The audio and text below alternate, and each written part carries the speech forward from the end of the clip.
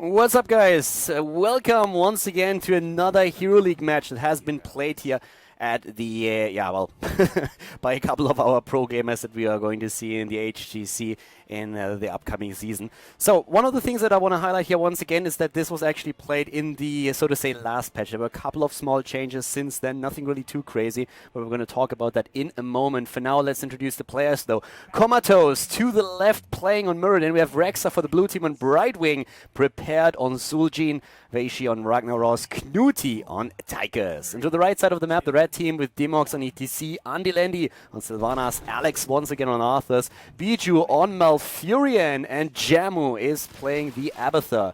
Now, a couple of these players should be pretty familiar to you, even the ones that don't participate in HGC 2017, since we just yesterday had another game where they were playing. And once again, we have Ragnaros and we also have ZulJin in here. We are having, again on level 1, Bone Slicer taken, so when it comes to the Grievous Throw, this is one of the things that a lot of the players currently rely upon when they are playing the hero here.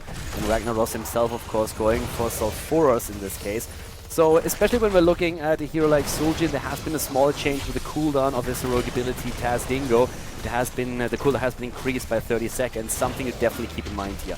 ETC, on the other hand, is having a bit of trouble up here at the top, and also Ragnaros up at the top lane needed to realize that Alex is just a little bit better on his Arthurs, especially when he gets helped by Abathur. So that was the first blood in the game. Ragnaros falling on the one-on-one lane. That's of course something that you don't really want to have.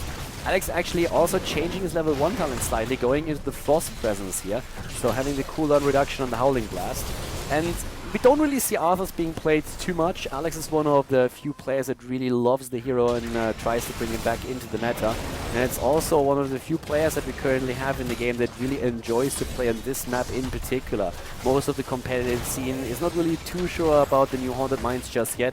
And most of the guys are not more on the side where they are saying like, well, we don't really want to play Haunted Mines just yet. Maybe in a bit when we figure it out more. But Alex loves the map, and the early game brawls that we see here is trying to go for another kill actually against Ragnaros, but has to retreat as Brightwing is jumping in. But this is definitely one of the things that we have to watch out for a little bit. First of all, the map itself, of course, how the interactions currently work, and how the higher level players are approaching it, and at the same time also seeing how ZulJin makes his way into this. The one thing that I have to stress while we are watching this is that a lot of the people, a lot of the players at the start have of course tried to just simply experiment a little bit with the hero and find out how exactly they should skill him. This is still a Grandmaster play that we're currently seeing here, but of course it doesn't really have the same coordination that you usually would see in a tournament match. So one of the things to definitely keep in mind while we are casting this. Abathur already on this map is of course going to try and get some extra experience here. Nice damage already against Malfurion here, prepared, doing fairly well in the early game with his ZulJin. Abathur is still soaking experience, and that's one of the main reasons why Gem actually picked the hero, trying to get that extra EXP during especially the mine phases. And he is going so far into a full Carapace build. Sustained Carapace already taken, so full focus on the shield here, which is going to help with the heals and with the sustain. They're going for the skulls here once more and jumping in deep to get another kill against Ragnaros, and trying to make that too, as Alex with the reduced cooldown on the Howling Blast gets another one in. Has to retreat as he himself is fairly low, but they are trying to get another kill, and with that root and slide we have a double kill confirmed as ZulJin, Tychus, and in the end also Muradin are all 3 eliminated. Now, if you have a Sylvanas on Haunted Mines, of course, one of the main objectives that you have in your mind is pushing with the Golem. That's actually something that a lot of people underestimate quite heavily. There's a lot of special snowflakes out there that just think that they main specialists, most of them, and they think, well, Sylvanas is the split push hero, which I guess to a certain extent is actually true. But if you're playing on any kind of map where you have the objective pushing with you, meaning Punishers on Infernal Shrines, Immortals on Battlefield of Eternity, and of course also the Golems here, the bosses on the Haunted Mines, and you always want to have Sylvanas on the push lane. Even if your Golem is weaker, you don't want to defend, you want to push with Sylvanas, so that's where she has to be. That's exactly what Andilendi is currently doing here. The golem isn't even there just yet, and they're already starting to push through the wall, and they will just try to continuously throw in the Shadow Dagger to disable the structures and allow the golem to get a lot of value. The teams are both on level 4 talents at this point, and on level 4 we already see Lost Soul. Level 1, new talent here with the Dreadful Wake, so not really relying on to the completely old build that we had with the Paralysis, but just trying to get the extra effect of the Black Arrow.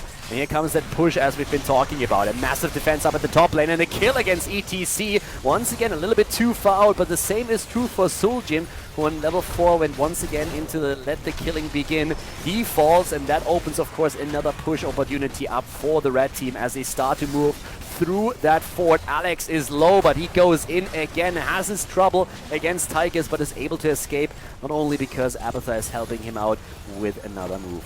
Down to the bottom of the map, of course. The pressure is also being executed by Veishi himself on his Ragnaros. This is actually one of those moments where it's a bit of a liability to only have an Abathar here and not a real buddy in that bot lane that can help out with this. But ETC has been moving in now too. And we have up to the top now after a pretty solid defense actually. Still an even trade in structures. Still a bit of a experience disadvantage for the blue team. And I think Ragnaros went a little bit too far out there and has to pay with his life for it. So we have, again, Skullcracker taken on the side of Mirrodin. And when we're talking about Mirrodin, I want to highlight that build real quickly, because he did not only go for Skullcracker as his level 7 talent to get a little bit more attack speed and that mini-stun in there, but we also have him with Third Wind. Now Mirrodin with a level 1, you have a lot of good opportunities or options what he can take. But he himself is a little bit afraid of that poke apparently here right now and wants to make sure that he can just simply retreat from the fight and then heal up to move back in again. Ragnaros waiting for a long time to actually pick his talents up here. Did not take that level 7 talent until he sees the choice on the opponent and goes first of all into the slow here. So the slow burn taken with the Blast Wave. We're having at the same time him pushing through the top here once more. And ZulJin, as expected, again the Grievous Throw being the focus of his build here, going for the Vicious Assault as the level 7 talent. It's a pretty fantastic talent. Can actually get the cooldown reduction here as well and then try to get that extra damage in continuously.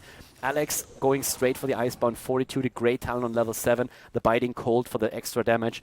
And with Haunted Mines like featuring now 4 camps, both of the teams are trying to get some extra value out of the Mercenaries right now. Since we don't have the mines up, so far the lanes have been pushed out by both teams. And we are still seeing, of course, on the other hand, Abathar just like trying to get the extra experience. And that has been kind of working out for them. They are a little bit ahead, not crazy at that, but still half a level, which will grant them the earlier level 10. By now also level 7 has been taken, the hand of Ragnaros now to empower Sulfuras once again. Alex is still on the carpet here with his Arthurs, trying to look for an opportunity to maybe initiate another brawl. The level 10 abilities for them are ready, so he's trying to at least claim vision. And that's one of the things that's oftentimes quite underestimated here. So they don't really see an opportunity just yet, but they have vision, and that's why they move straight for the Watchtower. They know that Comatose is there, and of course attempting to see if they can maybe go for a quick kill there. But there's no real kill potential against Mirrodin in this setup. He can always jump away, but they have an earlier access to the mines now and can just dominate up to the point where the blue team finally reaches level 10 and then will be able to fight on even talents once more. A lot of players still seem to underestimate the value that level 10 or the power spike that comes with level 10. You see a lot of fights still happening with 9 versus 10, at least on the non-pro level. And in this case right now the blue team, of course, is still waiting, has now their own level 10 available. Tastingo once again being used. The Guillotine just not really the go-to talent right now on the hero. Oh, good silence against Mirrodin. And with that Twilight Dream, the kill gets secured. So we have a 5 versus 4 once more. Prepared dodging, actually. The Howling Blast of Alex as he moves in with Arthurs. That's the end of ZulJin, but Sylvanas has died too. The Mosh Pit, on the other hand. Oh, catching all 3 heroes down there. That's the end of Brightwing, and they are just going straight for the rest. Veishi is going to have some trouble here too. Already Tychus has been eliminated, and Ragnaros, he is just getting wrecked here. Great Mosh Pit played by ETC, doing a very good job with that. It was a bit unfortunate for them that Sylvanas could not really use her own rogue ability before she got taken down. That would have made the fight even a bit easier for them. But that didn't happen here.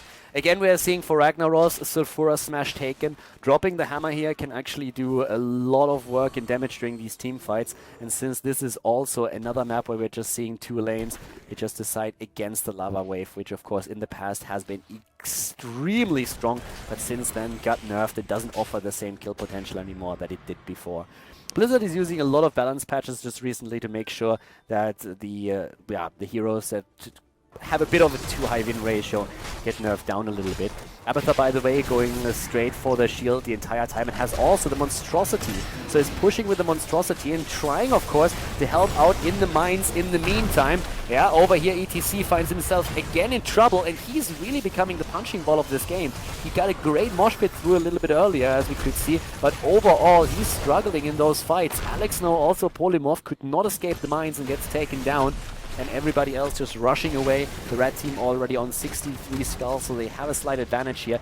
12 kills on their end, up against 5. So they are still doing fairly well. The early level 13 talent should help with that too. And that's where we're seeing Abathur actually going straight for the Soma Transference. So a little bit more heal and sustain, especially for the front line with Alex and also with ETC. But the blue team is starting to gain, at least in those fights, a little bit of momentum right now. They need the level 13 talent though if they really want to become a bit of a menace during these team fights. And at this point they will just probably defend against the golem of the opponent. Pushing here without a level 13 talent would be a little bit risky for them.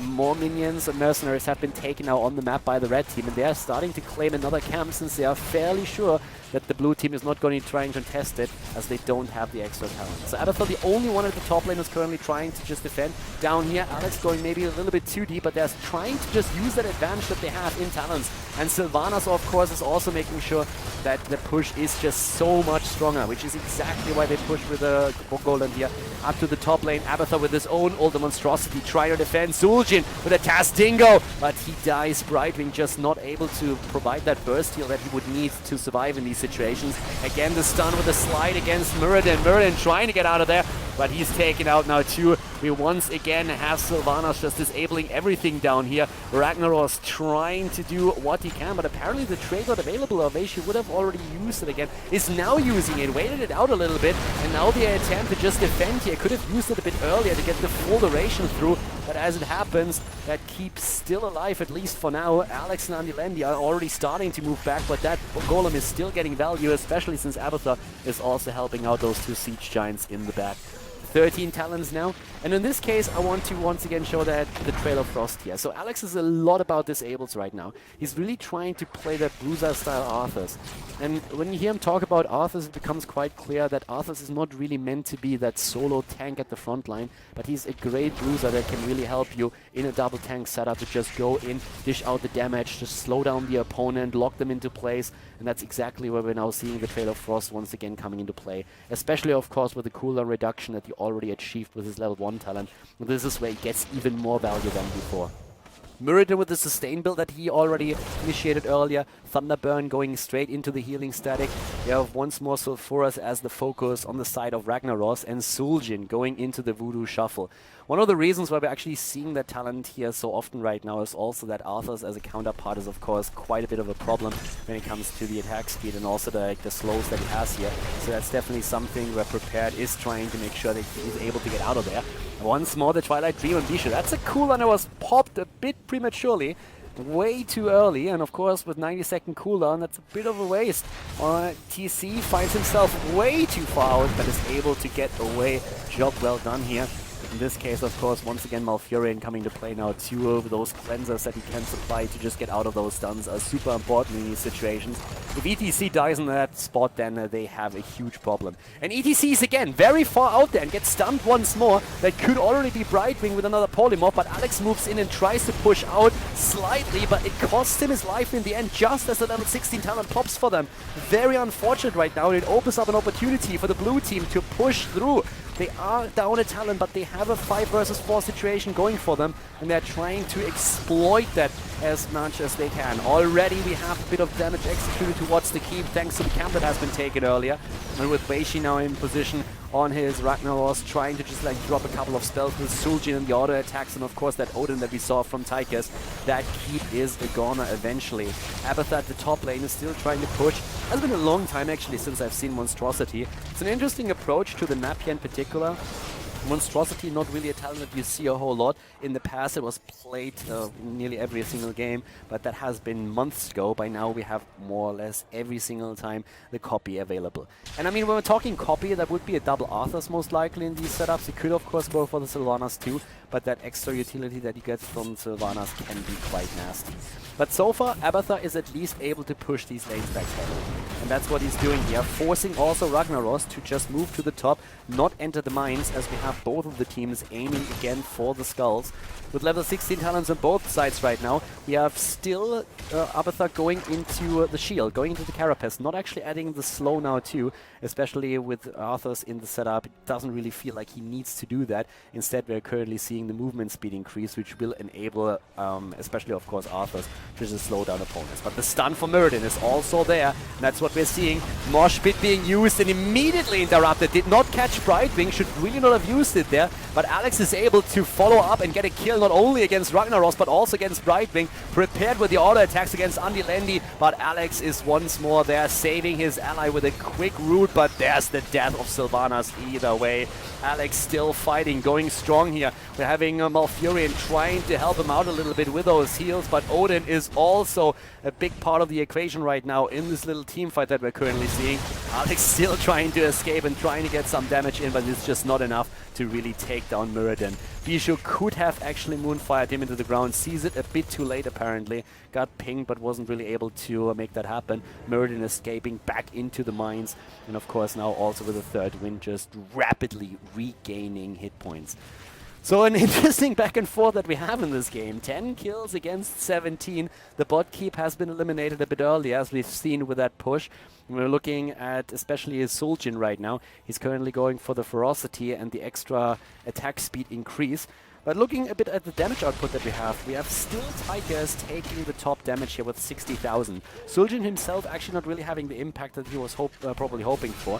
40,000 on his end. Sylvanas is at 48k by now, and we have, especially in siege damage, currently Sylvanas and also Abathur, of course, taking the top spots for the red team at least. When we're comparing this to Ragnaros, it still doesn't really measure up, but still decent damage output, especially of course with that monstrosity. But since those fights in the mines are very short so far, Jamwood does not really get the value that he wants with the monstrosity.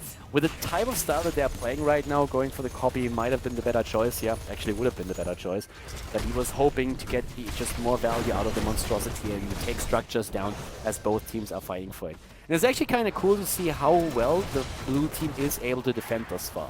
If you consider that we have a Sylvanas set up right now for the blue team, what they oftentimes really lack during these fights is just the kill pressure against heroes. They don't really have enough heroes that are able to just put in the on-point damage that they really need in these setups.